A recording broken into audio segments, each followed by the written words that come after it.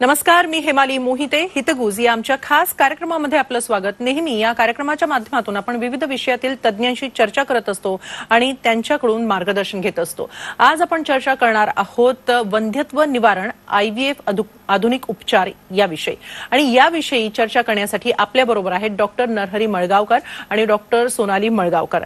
या दोघांचंही आपण स्वागत करूया. डॉक्टर, खूप खूप स्वागत आहे आपलं आमच्या या कार्यक्रमामध्ये. आणि आता या दोघांचाही आपण थोडक्यात परिचय करून घेऊया. डॉक्टर नरहरी मळगावकर हे वंध्यत्व निवारण तज्ज्ञ आहेत. त्यांच्या मार्गदर्शनाखाली ठाणे, पुणे आणि नाशिकमध्ये प्रोजेनेसिस फर्टिलिटी सेंटर नावानं आंतरराष्ट्रीय दर्जाचं सुसज्ज हॉस्पिटल कार्यरत आहे. डॉक्टर मळगावकर यांनी रिलायन्स लाईफ सायन्स मुंबई प्रसिद्ध IVF तज्ज्ञ डॉक्टर BN चक्रवर्ती कलकत्ता यांच्याबरोबर काम केलेलं आहे. सिंगापूरमधून आपले IVF विषयातील उच्च शिक्षण त्यांनी मिळवले आणि तिथं जगविख्यात IVF तज्ज्ञ डॉक्टर PC वोंग यांच्याबरोबर सरांनी काम केलेलं आहे. वारंवार IVF अपयशी झालेल्या रुग्णांना डॉक्टर नरहरी मळगावकर खरंच एक वरदान आहेत, कारण प्रोजेनेसिसमध्ये या रुग्णांना लवकरात लवकर यश मिळतं. आताच प्रोजेनेसिसमध्ये एका विदेशी महिलेला विवाहाच्या 18 वर्षांनंतर मातृत्वाचं सुख मिळालंय.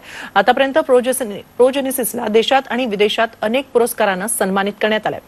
तर डॉक्टर सोनाली मळगावकर या वंध्यत्व निवारण तज्ज्ञ आहेत. त्यांनी पुण्यातून पदवी शिक्षण पूर्ण केलंय. त्यानंतर त्यांनी मुंबई येथील ग्रँट मेडिकल कॉलेज आणि JJ ग्रुप ऑफ हॉस्पिटल्स मधून MS केलेलं आहे. गायनोकॉलॉजिस्टमध्ये पदव्युत्तर शिक्षण त्यांनी घेतलेलं आहे. सध्या त्या 6 वर्षांपासून प्रोजेनेसिस फर्टिलिटी सेंटरमध्ये IVF तज्ज्ञ म्हणून कार्यरत आहेत. त्यांनी अनेक वंध्यत्व दाम्पत्यांवर IVF पद्धतीचे यशस्वी उपचार केलेले आहेत आणि त्यांच्या चेहऱ्यावर आनंद फुलवलेला आहे.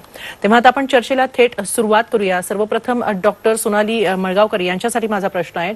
मॅडम, वंध्यत्वासाठी बऱ्याच कपल्सना IVF ची गरज पडते. यातील आधुनिक उपचार पद्धती नेमक्या काय आहेत आणि त्याचा या दाम्पत्यांना कसा फायदा होतो? नक्कीच. आता IVF म्हणजे इन विट्रो फर्टिलायझेशन. तर IVF कन्व्हेन्शनल पद्धतीने जर IVF आधी केलं जायचं तर त्याच्यामध्ये सक्सेसचा रेट अतिशय कमी असायचा. पण आता IVF मध्येच अशा ॲडव्हान्स टेक्नॉलॉजी निघाल्या तर त्याच्यामुळे आपण उत्तमोत्तम रिझल्ट प्रेग्नन्सीसाठी देऊ शकतोय. तर पुरुषांबाबतीत आपण विचार करायचा झाला, जर मेल पॅरामीटर्स म्हणजे शुक्राणूंची संख्या अतिशय कमी असेल किंवा मॉर्फॉलॉजीमध्ये जर सिव्हिअर प्रॉब्लेम असेल किंवा फंक्शनल कपॅसिटी जरी अतिशय कमी असेल तरी ICSI झालं किंवा IMSI किंवा PICSI ह्या ॲडव्हान्स अतिप्रगत टेक्नॉलॉजी दरम्यान शुक्राणूंचं काउंट कितीही कमी असेल, फंक्शनली ॲब्नॉर्मल कितीही शुक्राणू असेल तरी पण आपण चांगले गर्भ बनवून चांगला प्रेग्नन्सी रेट देऊ शकतो. तसंच लेडीजच्या बाबतीत विचार करायचा झाला तर अतिशय कमी रिझर्व्ह असताना पण आपण उत्तम प्रोटोकॉल वापरून आपण गर्भ चांगले तयार करू शकतो. शिवाय काही डोनर प्रोग्राम्स आहेत, जसं की ओसाइट डोनेशन झालं, एम्ब्रिओ डोनेशन झालं किंवा स्पर्म डोनेशन झालं. ह्या ट्रीटमेंट्सद्वारे आपण अतिशय कमी शुक्राणू किंवा शुक्राणू नसतील किंवा श्रीबीज संपून गेले असतील तरी पण प्रेग्नन्सी आपण देऊ शकतो. गर्भाशय जर जन्मतः ॲब्सेंट असेल किंवा काही ठराविक कंडिशनमध्ये प्रेग्नन्सी कॅरी करायला अडचण येत असेल तर सरोगसीद्वारे आपण रिझल्ट देऊ शकतो.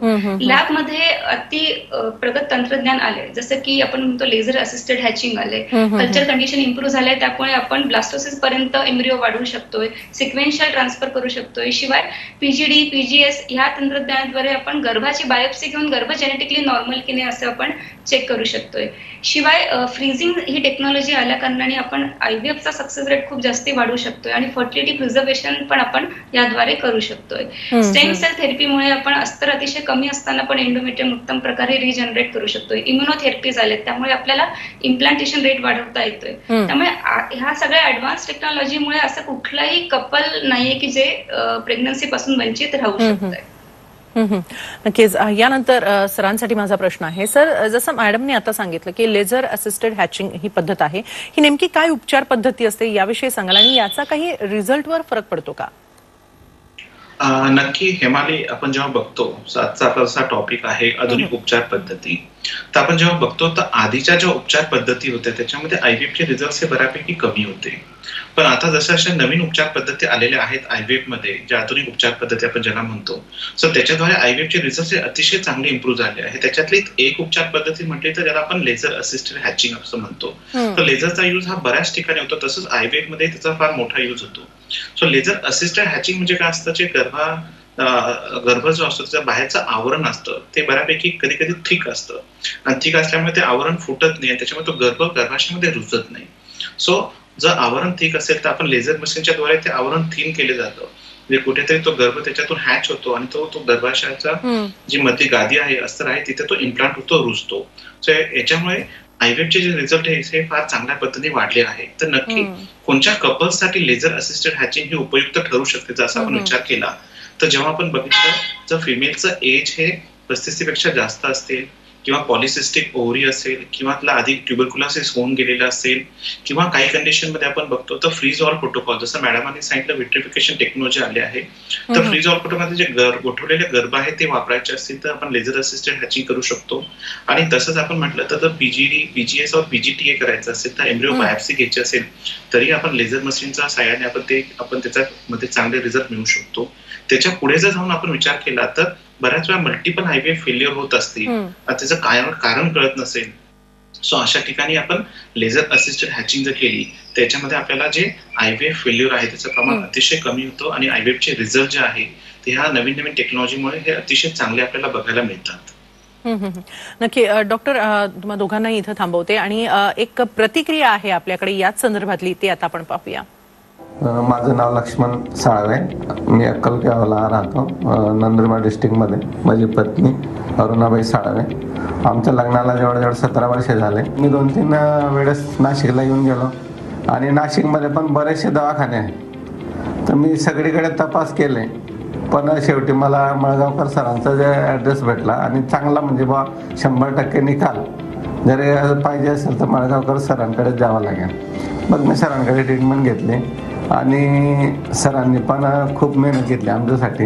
आम्हाला खरंच आनंद झाला. आम्ही अतिदुर्गम भागात राहतो, विशेष म्हणजे तिथं टेस्ट ट्यूब बेबी ही संकल्पना मुळात काय आहे हे लोकांना माहीत नाही. पण तरी आम्ही तिथून खास नाशिकला आलो, मळगावकर सरांकडे आलो. सरांनी मग ट्रीटमेंट घेतली आणि आम्हाला खरोखर आज जो आनंद होतोय तो सरांमुळेच होतोय आणि सरांचे उपकार शब्दात व्यक्त करता येणार नाही, इतके उपकार आहेत सरांचे. सरांनी मॅडमने जे आमच्यासाठी केलं ते खूपच चांगलं केलं. जे जीवनात दुःख होतं त्या दुःखाचा एक प्रकारे त्यांनी अंतच करून दिला. परमेश्वर त्यांच्या हाताला असंच यश देव. खरंच मी तर खूप रडलेली या गोष्टीसाठी. हे उपचार पद्धतीनंतर दाम्पत्यांची ही एक बोलकी प्रतिक्रिया होती. डॉक्टर, आता एक प्रतिक्रिया आपल्याला प्रेक्षकांकडून येते आहे आणि त्यांचा एक प्रश्न असेल तो आपण आता त्याचं उत्तर घेऊया. रश्मी भोसले बोलतायत औरंगाबादवरून. त्यांचा काय प्रश्न आहे ते आपण ऐकूया. बोला रश्मी. नमस्कार सर. मागच्या 15 वर्षात आम्ही बाळासाठी भरपूर ट्रीटमेंट केल्या. 5 वेळा आयव्हीएफ केलं पुण्याला, पण एक सुद्धा रिझल्ट भेटला नाही. तेव्हा रिझल्ट भेटू शकतो का? ओके. जसा रश्मीजींचा जो क्वेश्चन आहे आता, सो याच्यामध्ये आपण बघतोय का वारंवार आयव्हीएफ फेल झालेला आहे. तर त्यांनी सांगितलं ऑलमोस्ट 5 वेळा आयव्हीएफ केलेला आहे पण 5 वेळा आयव्हीएफ करूनही त्याच्यात रिझल्ट मिळालेला नाही. तर अशा कंडिशनमध्ये सर्वात याला आपण मल्टिपल आयव्हीएफ फेल्युअर म्हणतो किंवा मल्टिपल आपण त्याला इम्प्लांटेशन फेल्युअर आपण असं म्हणतो. सो पहिली गोष्ट जेव्हा असा प्रॉब्लेम असतो तर अशा कंडिशनमध्ये आपण रूट कॉज शोधणं फार महत्वाचं आहे. नक्की काय कारण आहे ज्याच्यामुळे हे 5 वेळा आयव्हीएफ फेल झालेले आहे. तर आपल्याला हा 360 डिग्रीने विचार करून सगळे कॉजेस आपल्याला रोल आउट करावं लागतात. तर त्याच्यामध्ये बेसिक आपण घेतले तर काही आजार आहे का, सिस्टेमिक कॉजेस आहे का, लाईफस्टाईल मॉडिफिकेशन करण्याची गरज आहे का, कसले ऍडिक्शन आहे का ते आपण क्लिअर करणं गरजेचं आहे. त्याच्यानंतर आपण इन्व्हेस्टिगेशन पार्ट मध्ये जे मिस्टरांच्या डिटेलमध्ये इन्व्हेस्टिगेशन करणं फार गरजेचं आहे. तर शुक्राणूमधले बारीक काही प्रॉब्लेम्स असतील तर ते आपण फाइंड आउट करून ते पहिले इम्प्रूव्ह करणं गरजेचं आहे. आणि किंवा त्याच्यामध्ये प्रॉब्लेम्स असतील तर आपण ऍडव्हान्स उपचार पद्धती आहेत त्या वापरणं आपण गरजेचं आहे. सो जसं मी सांगितलं, सो मिस्टरांचे मेजर काही प्रॉब्लेम असेल तर आपण इक्सी, इम्सी किंवा पिक्सी ह्या ऍडव्हान्स उपचार पद्धती आहे. याच्यामध्ये शुक्राणू कितीही कमी असतील तरी आपण ते शुक्राणू वापरून गर्भ तयार करू शकतो आणि त्याच्याद्वारे आपण चांगला रिझल्ट हा नक्की देऊ शकतो. तसंच पुढे बघितलं तर स्त्रीमध्ये काही प्रॉब्लेम्स आहे का, मग गर्भाशयामध्ये काही प्रॉब्लेम आहे का ते बघणं गरजेचं आहे.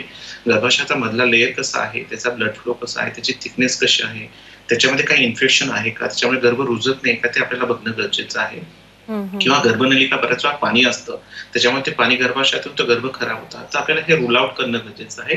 आणि हे प्रॉब्लेम्स असते त्याच्यासाठी पण फार ऍडव्हान्स उपचार पद्धती आहे. जसं आपण म्हणतो काही लॅप्रोस्कोपिक सर्जरी करायची असतील तर ते आपण करू शकतो. त्याच्या व्यतिरिक्त ब्लास्टोसिस ट्रान्सफर आपण करू शकतो, सिक्वेन्शियल ट्रान्सफर करू शकतो, लेझर असिस्टेड हॅचिंग वापरू शकतो, किंवा अशा कंडिशनमध्ये PGTA pregenetic implantation testing for aneuploidic embryos असतो. याच्यामध्ये जो नॉर्मल गर्भ आहे तो आपण ट्रान्सफर केला तर रिझल्ट चांगला मिळतो. आणि त्याच्याच बरोबर म्हटलं तर आपण एंडोमेट्रियल ब्लड फ्लो स्टडी किंवा एंडोमेट्रियल रिसेप्टिव्हिटी ॲरे ह्या ज्या ऍडव्हान्स उपचार पद्धती आहे ह्या आपण वापरून त्याच्यामध्ये आपण रिझल्ट देऊ शकतो. तसंच अंडाशयामध्ये काही कारण आहे का ते पण आपल्याला रूल आउट करणं गरजेचं आहे. अंडाशयाची कॅपॅसिटी किती आहे, त्याच्यातून स्त्रीबीज किती मिळाले, किती गर्भ तयार झाले आणि ते ट्रान्सफर कसे केले गेले हे पण बघणं आपल्याला गरजेचं आहे. पण सायमल्टेनियसली जी ट्रीटमेंट झाली ती कुठे झाली हे पण तेवढंच आपल्याला महत्वाचं आहे. कारण बऱ्याच ठिकाणी IVF सेंटर्स असतात पण टर्शरी IVF केअर सेंटर नसतात, त्याच्यामध्ये ऍडव्हान्स टेक्नॉलॉजी ही बऱ्याच ठिकाणी नसते आणि बऱ्याच ठिकाणी बॅचेस मध्ये IVF केले जातं. बॅचेस मध्ये कुठेतरी पेशंट्स एकत्र करून सगळ्यांची एकसाथ ट्रीटमेंट केली जाते. तर ते सगळं आपल्याला पहिले रूल आउट करणं गरजेचं आहे. आणि इंडिव्हिज्युअलायझेशन ऑफ मॅनेजमेंट सो महत्वाचं आपल्याला पहिले कारण शोधणं गरजेचं आहे. कारण शोधल्यानंतर त्याला योग्य ती ट्रीटमेंट ऍडव्हान्स ट्रीटमेंट देणं गरजेचं आहे. आणि त्याच्या बॉडी प्रमाणे शरीराच्या रिक्वायरमेंट प्रमाणे जर ट्रीटमेंट दिली गेली तर नक्की IVF फेल्युअर जरी असतील तरी आपल्याला चांगला रिझल्ट आपण रश्मीजींना नक्की देऊ शकतो. बरं, नक्कीच डॉक्टर, चर्चा सुरू करायची आहे मात्र त्याआधी आणखी एक प्रतिक्रिया येते ती आपण आता पाहूया. मी गणेश सोनवणे, मी औरंगाबादचा आहे. आमच्या लग्नाला आज रोजी 11 वर्ष पूर्ण झालेली आहे. मला एक पहिली मुलगी आहे 9.5-10 वर्षाची. त्यानंतर सेकंड बेबीसाठी प्रयत्न करत असताना बऱ्याच अडचणी आल्या, त्यामुळे थोडंसं फ्रस्ट्रेट झाल्यासारखं झालेलं होतं. आणि आम्ही असा एक विचारही केला होता की ठीक आहे आता एक मुलगी आहे काही हरकत नाही. परंतु नेटवर सर्च करत असताना, सर्फिंग करताना मला सरांबद्दल डॉक्टर नरहरी मळगावकर यांच्या प्रोजेनेसिसबद्दल माहिती मिळाली. यूट्यूबच्या माध्यमातून अनेक व्हिडिओ मी बघितले आणि त्यांचं जे औरंगाबादला शिबिर झालं होतं सप्टेंबर महिन्यामध्ये, मग त्या शिबिराला आम्ही गेलो. खूप होपफुल वाटलं आणि बऱ्याच वर्षानंतर 4-5 वर्षानंतर इतका मला होप्स निर्माण झाल्या की यस पुन्हा एकदा मी पॅरेंट्स बनण्याचा आनंद घेऊ शकतो. आणि मग ट्रीटमेंट वगैरे सुरू झाली, नाशिकला येणं जाणं सुरू झालं आणि आता 3-4 महिने झाले. आणि thanks to Narhari Malgaonkar sir, his all team, की आज रोजी आम्हाला पॉझिटिव्ह रिझल्ट आलेला आहे आणि येणाऱ्या काही दिवसामध्ये पॅरेंट्स होण्याचा आनंद त्यांच्यामुळे आम्हाला मिळू शकतो. पालकत्व आल्यानंतर होणारा आनंद काही वेगळाच असतो आणि ते काम तुम्ही दोघंही करत आहात. डॉक्टर सोनाली, माझा आता पुढचा प्रश्न तुमच्यासाठी आहे. फ्रीजिंग टेक्निक म्हणजे नेमकं काय आणि याचा काय फायदा असतो? फ्रीजिंग म्हणजे -196 डिग्रीवर लिक्विड नायट्रोजन मध्ये आपण जे गर्भ किंवा टिश्यू जे आहे ते गोठवून ठेवतो. तर फ्रीजिंग या टेक्निकमुळे IVF मध्ये अत्यंत एक प्रकारची आपण म्हणतो की रिव्हॉल्युशन आली आहे. तर पूर्वी कन्व्हेन्शनल IVF दरम्यान कसं असायचं की जेव्हा आपण इंजेक्शन देतो आणि स्त्रीबीज वाढवतो तर तेव्हा हार्मोनल इम्बॅलन्स असल्या कारणाने अस्तराची रिसेप्टिव्हिटी ही कमी असते. त्यामुळे अशा वेळेस आपण जर गर्भ ट्रान्सफर केले तर रिझल्ट कमी असायचा.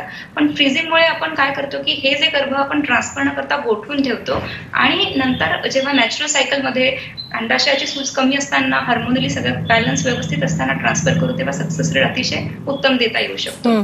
तर फक्त गर्भच नाही तर स्त्रीबीज आपण गोठवून ठेवू शकतो, स्पर्म आपण गोठवून ठेवू शकतो किंवा कॅन्सर ट्रीटमेंटच्या आधी आपल्याला माहिती आहे की कॅन्सर आणि टॉक्सिक ड्रग्जमुळे ही अंडाशयाची आणि शुक्राणूंची कपॅसिटी बनण्याची कमी होते.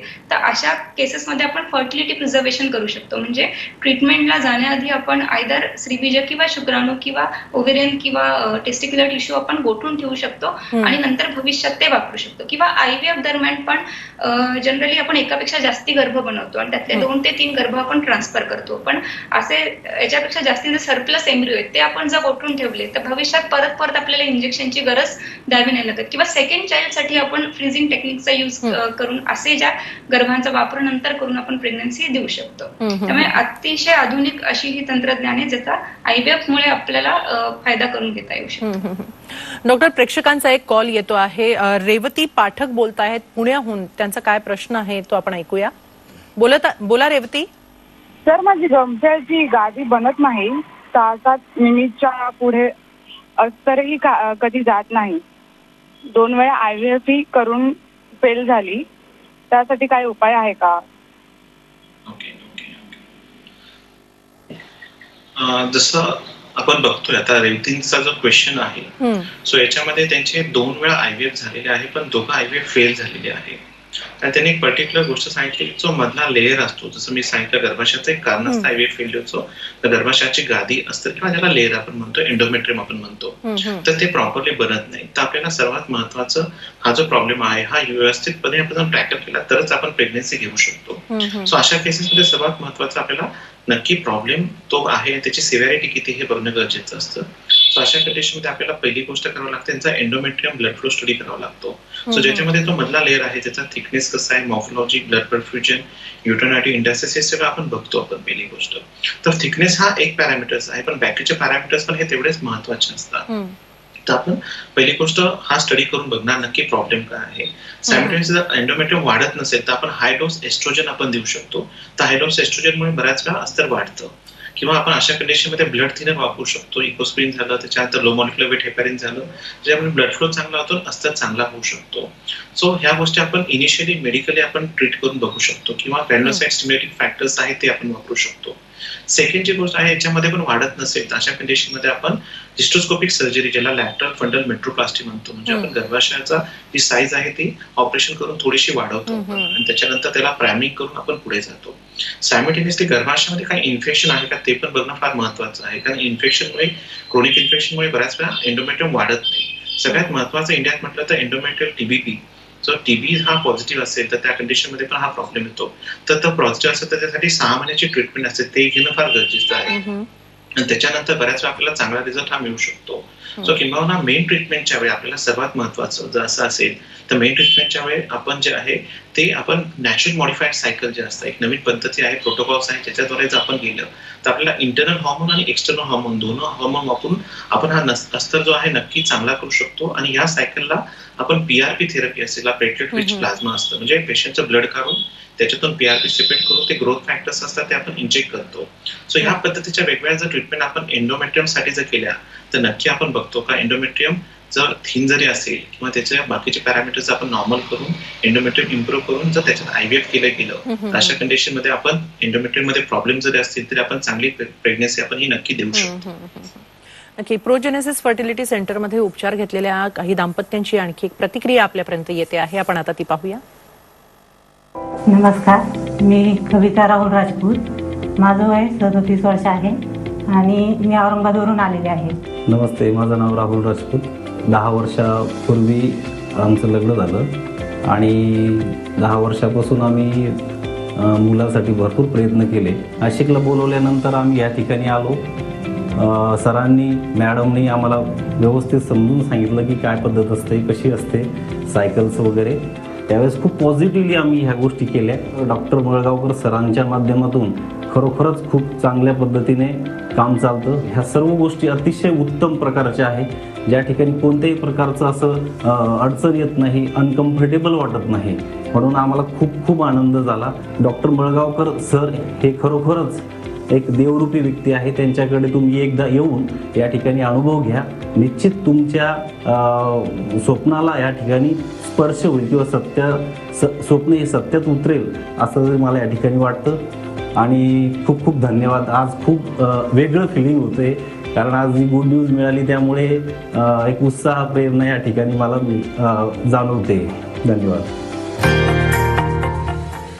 स्वप्न प्रत्यक्षात उतरल्याचा आनंद त्यांनी बोलून दाखवलेला आहे. सर, प्रोजेनेसिस फर्टिलिटी सेंटर जे ठाण्यात आहे, पुण्यामध्ये तसंच नाशिकमध्ये आहे, एक ऍडव्हान्स फर्टिलिटी सेंटर आहे, तर याविषयी आणखी काय माहिती द्याल? नक्की हिमालय, जसं मी बघतो तर IVF हे फार महत्वाची ट्रीटमेंट आहे आणि IVF चे रिझल्ट जे आता इम्प्रूव्ह झाले आहे त्याच्यामध्ये एक महत्वाचा पार्ट आहे IVF सेंटरचा. सो आधीचे IVF सेंटर होते हे कॉमन नॉर्मल जिथे डिलिव्हरी, गायनॅक ट्रीटमेंट होती तिथेच IVF केलं जायचं. पण आता जे IVF सेंटर जे आले हे टर्शरी केअर सेंटर आले आहे आणि प्रोजेनेसिस हे असं एक टर्शरी केअर IVF सेंटर आहे, ज्याच्यामध्ये आपण जगातल्या ज्या ऍडव्हान्स टेक्नॉलॉजी आहे त्या सगळ्या टेक्नॉलॉजी आपण आणलेल्या आहेत आणि त्याच्याद्वारे आपण ट्रीटमेंट केली जाते.